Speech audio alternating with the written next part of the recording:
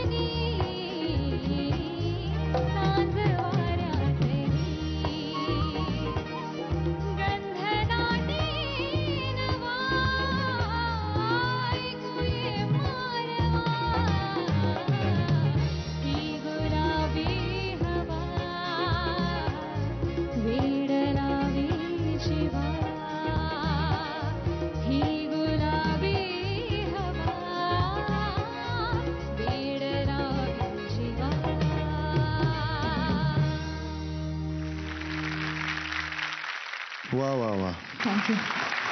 क्या बात आहे. ॲक्च्युली या सगळे जे काही वावा वावा होते ते सगळं तुझ्या कॉन्फिडन्सलाच होते. बिकॉज तुलाही माहिती ज्या ज्या वेळेला तू चुकलीस त्याची तुला कल्पना आहे, पण तरीसुद्धा तुझ्या नेटाने ते पुढे आणलंस आणि तरीसुद्धा ज्या ठरवलेल्या सगळ्या हरकती तशाच तशा गायल्यास, त्याच्यात एकही चुकली होऊ दिलीस. That is amazing. पण तुझ्या ज्या तू हरकती गायलीस त्या खरंच खूप छान होत्या. त्याच्यात तू ते ॲडिशन केलीस त्याच्यामध्ये मला तरी ऐकताना फार ब्युटी वाटली, खूप ॲड झाली, खूप छान वाटलं. तरीसुद्धा एक कंपोजरचा रिस्पेक्ट म्हणून त्याचं जे आहे ते थोडं नीट आलं असतं ना अजून. मला फक्त स्पेशली अंतऱ्या म्हणजे आपल्या क्रॉसला दर वेळेला जाणवलं. पण मध्ये 2 ठिकाणी तुझं ते वेड लावी जीवा छान आलं. त्यामुळे मी ऐकताना ते वेड लावी जीवा ज्या ज्या ठिकाणी चांगलं नाही आलं तिकडे जे चांगलं होतं ते पेस्ट करून ऐकलं. पण तू खूप चांगली गायली, खूपच छान गायली. तुझं इनपुट जे आहे त्या इनपुटमुळे मी खरंच इम्प्रेस झालो आणि ह्या तुझ्या चुका मी मधल्या त्या मी माफ करतो. थँक्यू. स्पर्धेमध्ये आपण आल्यानंतर जर का कसं गाणं गावं तर असं गावं. थँक्यू. आमच्या दोघांचा शक्यतो कधी लुक जात नाही, फार कमी वेळेला जातो, पण त्याच त्या वेळच्या तिथे अडकलो.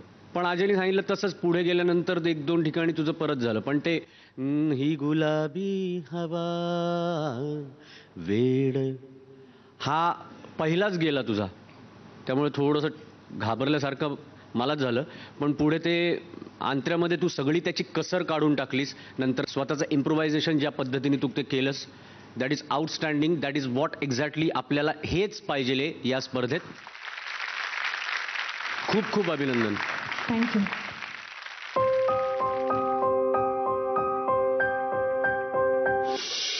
मी थँक्यू.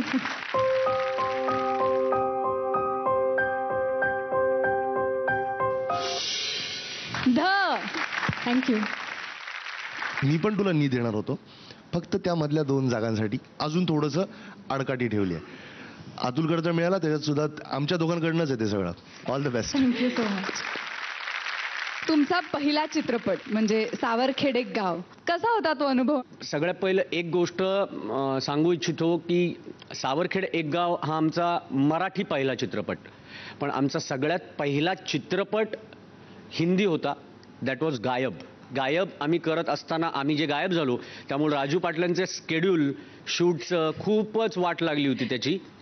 आणि एक दिवस असं झालं की फोन करून करून राजू पाटील वैतागले आणि शेवटी सगळ्या टीमला घेऊन आम्हाला गाठलं आणि या ईर्षेनेच आले होते एकदम जिद्दीने की आज 3 गाणी घेऊन जायची. आम्ही असं कधीही केलेलं नाही की अर्ध्या पाऊण तासात किंवा 1 तासात किंवा एकाच दिवशी सगळ्या चित्रपटांची गाणी वगैरे आम्ही केलेली नाहीत, पण सावरखेड एक गावची 3ही गाणी 1 तासात झालेली आहेत सगळी.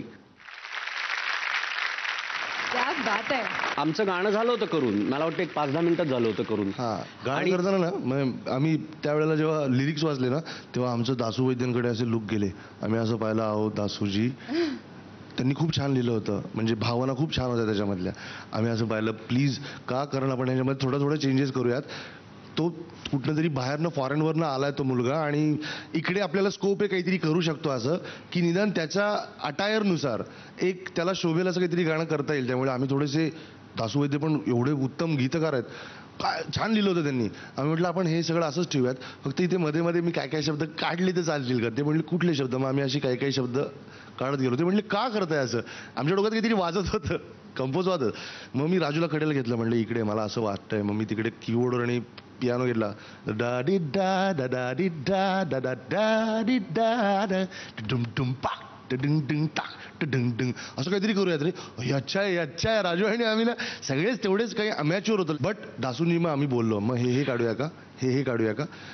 त्यांचं क्रॉसला जाम प्रॉब्लेम आहे. सदान लेल्या उदाण लेल्या कसे आवरावे, हा एकदम ब्रेक यायचा ना गाण्यामध्ये, आम्हाला तर तसाच पाहिजे होता. मग त्या 2-4 लाईन नवीन लिहून घेतल्या. पण दासू वैद्यांच्या काय त्या म्हणजे या सगळ्या शब्दानंतर दुसरा अंतर आम्ही पूर्ण नव्याने लिहिला. पण काय शब्द, श्वासांचे झुंबर वगैरे असे शब्द त्यावेळेला जे, आणि तो कुणाल गातोय आणि ते सगळं इतकं नवीन काहीतरी मराठी काहीतरी आपण ऐकतोय की काय असं आम्हाला वाटायला लागलं. Wow, this is sounding so nice. Neha, thank you so much आणि पुढच्या गाण्यासाठी खूप खूप शुभेच्छा. थँक्यू.